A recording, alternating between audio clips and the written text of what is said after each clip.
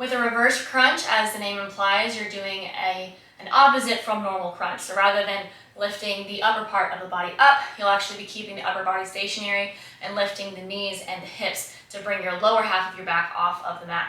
So the weight that you'll be using is going to be basically just to anchor you in place. So the heavier the weight is, the easier the exercise will be. The lighter the weight is, the harder the exercise will be, because you're going to have to use a little bit more of the abs to make this work rather than pulling with the arms. So once you have your weight, I'm actually using a kettlebell here, which to me is really convenient because I can grab with both sides.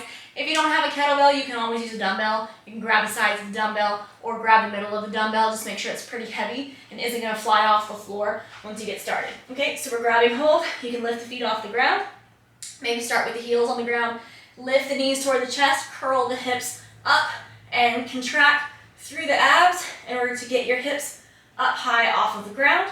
And you don't have to come up all the way onto your shoulders. You're just trying to crunch the lower half off of the ground, okay? So if you decide to send your legs further out on each repetition, it's gonna be a whole lot harder.